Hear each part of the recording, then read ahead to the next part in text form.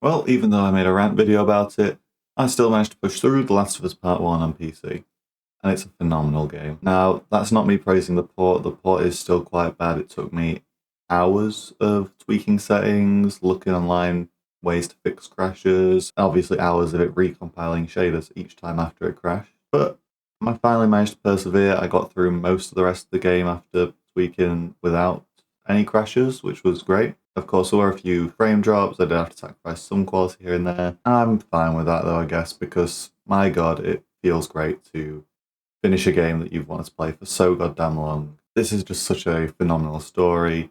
The gameplay was nothing special, really. It's mainly just survival. You've got your guns, health to deal with. You can craft items to help you, yada yada. But it's still a phenomenal narrative, and I really see why it was such a staple of the gaming industry. Of course, it does have a gajillion remasters and remakes. This franchise likes to do that.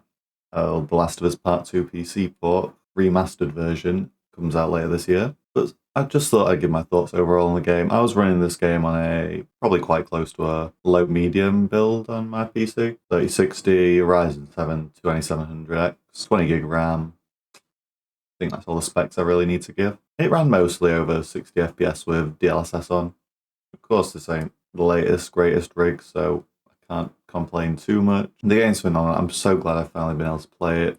I absolutely love Ellie and Joel's dynamic throughout the game. Character development in both is amazing. And when you're actually playing the game, like hands-on, you notice a lot more like symbolism and little things. You pick up on little things because you're going at your own pace. Not the YouTubers, not the shows. Those are great ways to consume the media, but actually playing the game yourself is just such an experience. And I highly recommend it. Obviously, I've listed my specs, and that kind of got me through it. It might be maybe just early game was the most prone to crashes. Maybe that's it. But yeah, I experienced probably 4 or 5 crashes in my first 5 hours. So yeah, it was like a crash per hour. After a crash, each time I'd have to spend like half an hour recompiling the shaders for the game, which was never fun. But yeah, towards the back half of the game, no crashes, and I managed to get through it all. And again, it's a phenomenal game. Absolutely recommend it if you are considering buying it. Compare your system to mine, think about it.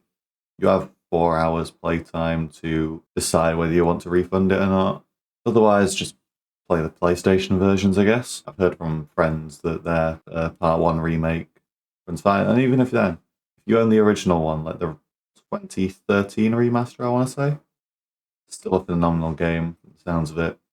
But yeah, it's the narrative you want to be there for. The gameplay just allows you to go at your own pace, pick up on little bits here and there. I haven't played the DLC. Quite frankly, I uninstalled the game immediately after beating the main story. I know the DLC. I'm not too fussed about playing it. Might play it in the future when I've got a better rig, but honestly, after all the crashes, I just want it to be done.